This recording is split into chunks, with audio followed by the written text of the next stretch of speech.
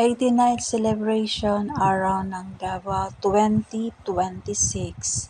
Araw ito ng Linggo, March 15. Naglakad-lakad kami dito, guys. Dito lang kami. Okay, mamasyal ngayon dahil hindi marami ang tao. Noon kasi siksikan ang mga tao dito pag may mga events na ganito. Dahil nga long celebration, marami ang mga events. Iniba-iba lang nila ang mga venue. Kaya dito sa center, hindi matao. As usual kami, dito lang kami dahil malapit at dito rin kami nagsisimba. Ni-renovate nga pala itong St. Peter Cathedral. Yan o. Ito naman yung naganap sa opening ng 3D lighting. Nagkaroon ng program after lighting, opening ng ilaw. Ito naman ang theme ng celebration ngayong taon. Marami ang mga street foods, hindi pwede mawala ang mga pagkain. Ito ang dami nila mga paninda. As usual, ganito ito dati dito. Mas marami pa noon kaysa ngayon. Saka ang kain naman ni ate, ang takaw-takaw niya. Ngayon kasi parang hindi talaga katulad ng dati yung mga tao. Dati ang dami talaga. Street foods, mani, at marami pang iba. Kung i-compare ko yung dati, mas iba talaga yung ngayon kaysa dati. Noon parang hindi ka makadaan sa lahat ng daan. Dami ng tao. Ngayon parang hindi na mature na yata ang mga tao. Parang marami ang kita ng ating mga sidewalk vendors. Dito. Hindi talaga mawawala yung ganito. Mga pagkain.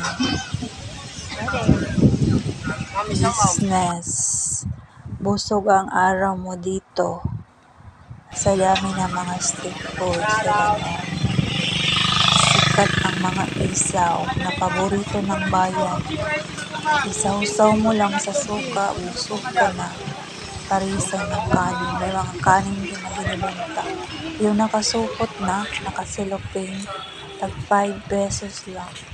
Nagtitinda naman ng mga ukay na sapatos ang ibang batyaw natin mga kababayan na marunong na sila magtinda.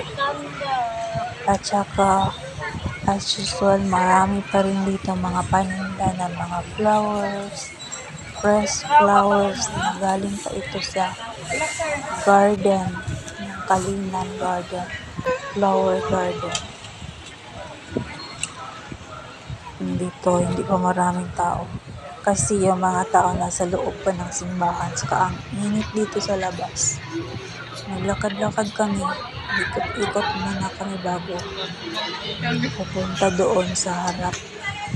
Upo-upo lang doon sa harap kasi doon hindi mainit.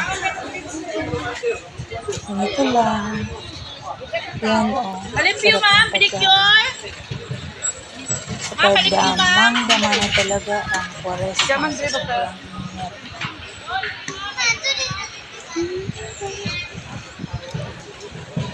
Yan sobrang init kasi Tanghaling tapat.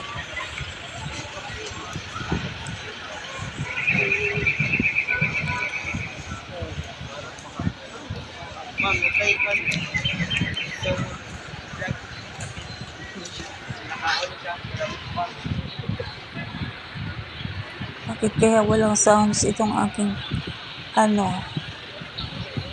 dumagdag pa sa bigas ang pagtaas ng tubig inumin dahil sa tumaas din ang gasolina. Ito na. Ang ibang mga tricycle, mga drivers na sila ng pataas na. Ay nako, dagdag pasanin na naman natin lahat ito. Ang pagtaas ng mga bilihin at pagtaas ng gasolina ay dahil sa giyera sa Middle East. Ano kaya ang solusyon dito ng ating gobyerno?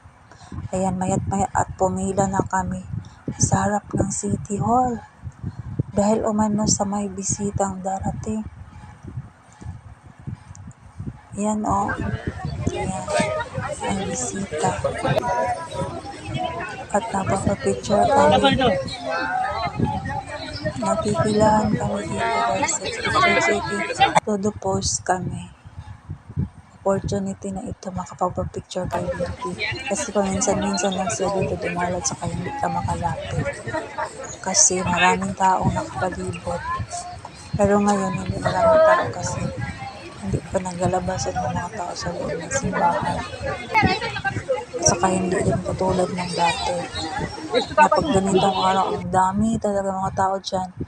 Pinukulong yan dyan. Saka walang makadaan dito banda. Mabuti nilang di pa mga tao. Kaya picture taking muna kami. Ayan, nakaalis na. Alis na si Madam. Ayan, umabol pa sa picture taking.